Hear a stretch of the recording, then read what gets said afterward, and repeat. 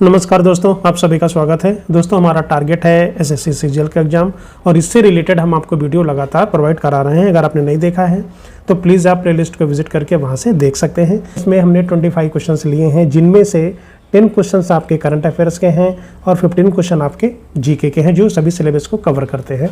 तो please channel को subscribe करें, वीडियो को पूरा देखें। तो आइए स्टार्ट करते हैं। निम्न में से किस दिन हर साल विश्व महासागर दिवस मनाया जाता है? तो विश्व महासागर दिवस हर साल 8 जून को मनाया जाता है। करेक्ट आंसर हो जाएगा डी। निम्न में से किसने हाल ही में आयोजित फ्रेंच ओपन 2026 में महिला एकल का खिताब जीता? तो उनका नाम है मीरा एंड्रीवा।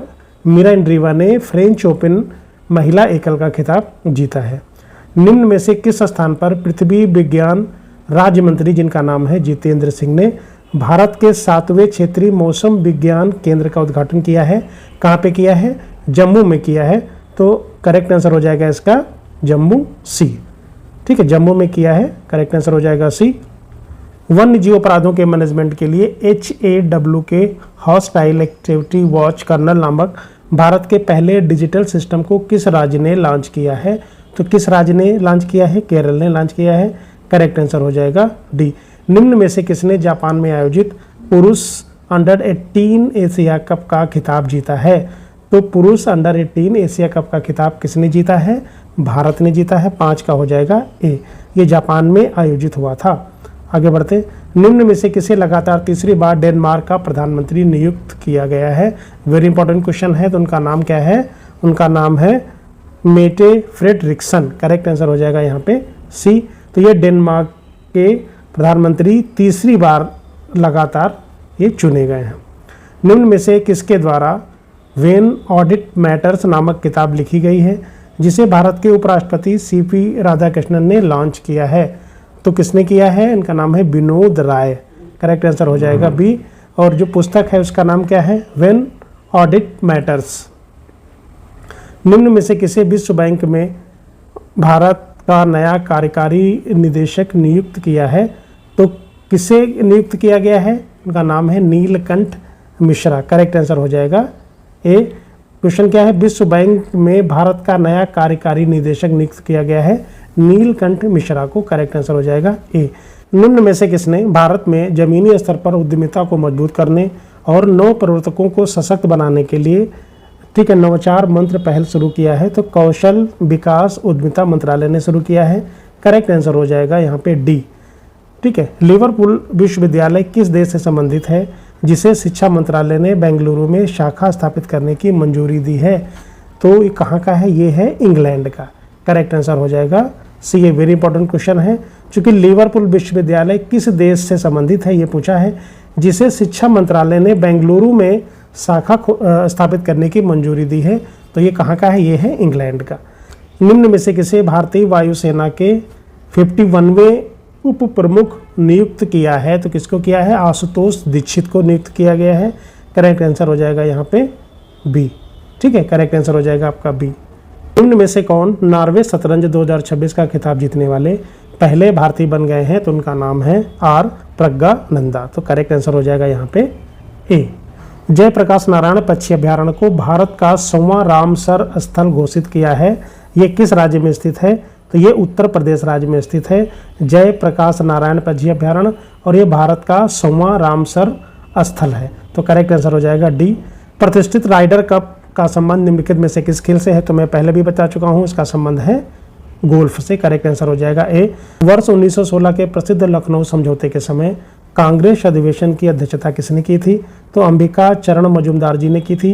करेक्ट आंसर हो जाएगा ए। और यहाँ पे जो 1916 का ये समझौता हुआ था, तो यहाँ पे क्या हुआ था कि जो नरम दल और गरम दल जो 1907 में अलग हुए थे, उनका आपस में पुनर्मिलन हो गया था। मानव शरीर में इंसुलिन हार्मोन्स का स्राव मुख्य रूप से किस अंग या ग्रंथि द्वारा होता है? तो ये अग्न्याशय द्वारा होता है। करेक्ट आंसर हो जाएगा आपका बी। तो मैंने पहले भी बताया था कि जो इंसुलिन हार्मोन्स हैं वो अग्न्याशय की लैंगरहंस की दीपिकाओं की बीटिका कोशिकाओं द्वारा ये स्रावित होता है, और इसका मुख्य कार्य होता है कि ये मानव शरीर में जो रक्त में शुगर होता है या जो ग्लूकोज होता है के स्तर को नियंत्रित करके मधुमेह रोग से बचाता है। इंपॉर्टेंट क्वेश्चन है, पूछा जाता है। पूर्वोत्तर भारत के प्रसिद्ध अम्बुवाची मेला किस राज्य में आयोजित किया जाता है? अम्बुवाची मेला कहाँ आयोजित किया जाता है? ये असम में आयोजित किया जाता है। और ये जो मेला हर साल जून के महीने में असम के गुवाहाटी में स्थित ऐतिहासिक कामाख्या देवी मंदिर में आयोजित किया जाता है। और इसे हम पूर्व का महाकुंभ भी इसे कहा जाता है, जो देवी कामाख्या के वार्षिक मासिक धर्म उत्सव और नारी शक्ति के प्रकृति स्वरूप को दर्शाता है। तो ये क्वेश्चन पूछा गया है। सामरिक दृष्टि से महत्वपूर्ण डिएगो गार्सिया द्वीप निम्नलिखित में से किस महासागर में स्थित है? तो ये स्थित है हिंद महासागर में। 18 का हो जाएगा सी। तो डिएगो गार्सिया मध्य हिंद महासागर में स्थित एक अत्यंत महत्वपूर्ण और बड़ा सैन्य रणनीतिक कोरल एलोट है, यानी एक द्वीप है। ठीक है, आगे बढ़ते हैं। भारतीय संविधान की प्रस्तावना में समाजवादी, पंथ निरपेक्ष और अखंडता शब्द किस संशोधन द्वारा जोड़े गए हैं? तो ये भी क्वेश्चन बार बार रिपीट होता है। तो 42वें संविधान संशोधन द्वारा जोड़े गए हैं। और ये संशोधन कब हुआ था? 1976 में हुआ था। और इसको हम क्या बोलते हैं? इसको हम लघु संविधान भी बोलते हैं। आगे बढ़ते हैं।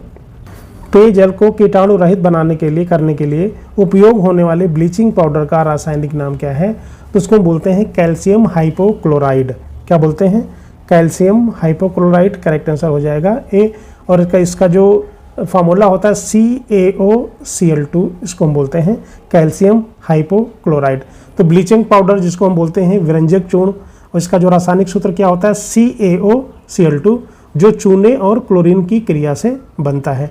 पानी में मिलाने पर यह मुक्त क्लोरीन गैस छोड़ता है, जो पानी में मौजूद जो हानिकारक कीटाणुओं और बैक्टीरिया को मारकर जल को शुद्ध बनाती है। पर्यावरण और पारिस्थितिकी के दृष्टिकोण के महत्वपूर्ण विश्व आर्द्रभूमि दिवस कब मनाया जाता है? तो विश्व आर्द्रभूमि दिवस 2 फरवरी को मनाया जाता है। ये भी क्वेश्चन पूछा जाता है।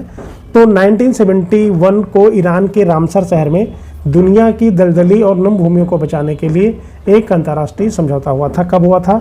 1971 में। कहाँ पे हुआ था? ईरान में हुआ था। तो इसी ऐतिहासिक दिन की याद में पूरी दुनिया में जल स्रोतों, दलदली भूमियों और उनके पारिस्थितिकी तंत्र के संरक्षण के लिए ये दिवस मनाया जाता है। तो कब हुआ था सम्मेलन? 1971 में। और विश्व आर्द्रभूमि दिवस 2 फरवरी को मनाया जाता है। भारत के स्वतंत्रता संग्राम के दौरान किस महान नेता को उनके शांत और दृढ़ स्वभाव के कारण लौह पुरुष कहा जाता है? तो लौह पुरुष के नाम से सरदार वल्लभ भाई पटेल को जाना जाता है। तो करेक्ट आंसर हो जाएगा सी। प्रतिष्ठित बुकर पुरस्कार जीतने वाली प्रसिद्ध पुस्तक the God of small things की लेखिका कौन है? तो उनका नाम है अरुंधति राय। करेक्ट आंसर हो जाएगा यहाँ पे ए। ठीक है, इन्होंने लिखा है। तो ये मशहूर लेखिका हैं और इनके इस प्रसिद्ध उपन्यास के लिए वर्ष 1997 में इनको प्रतिष्ठित बुकर पुरस्कार मिला था। तो ये साहित्य के क्षेत्र में इस वैश्विक और सम्मानीय ब्रिटिश पुरस्कार की जीतने वाली इतिहास की पहली भारतीय नागरिक है। तो करेक्ट आंसर इनका हो जाएगा ए। और इनको बुकर मिला था 1997 में बुकर पुरस्कार दिया गया था। प्राचीन काल में मध्य एशिया से व्यापार के लिए प्रसिद्ध सिल्क मार्ग को भारतीयों के लिए किसने शुरू किया था? तो सिल्क मार्ग किसने शुरू किया था? कनिष्क के द्वारा ये शुरू किया गया था।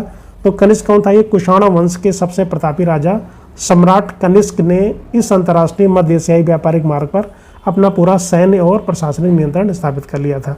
तो ये जो ऐतिहासिक मार्ग चीन को मध्य एशिया के रास्ते यूरोप और रोमन साम्राज्य से जोड़ता था, जिसके जरिए भारत का व्यापार और संस्कृति वैश्विक स्तर पर फैल गई थी।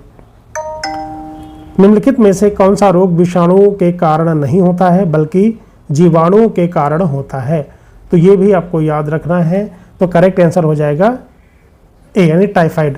देखो टाइफाइड क्या है? ये एक गंभीर संक्रामक रोग है जो साल्मोनेली टाइफी नामक हानिकारक जीवाणुओं से होता है। तो ये जो बैक्टीरिया से होता है, बाकी सब वायरस से होते हैं। तो दोस्तों, अगर वीडियो अच्छा लगा प्लीज़ लाइक, शेयर और सब्सक्राइब जरूर करें। Thank you very much.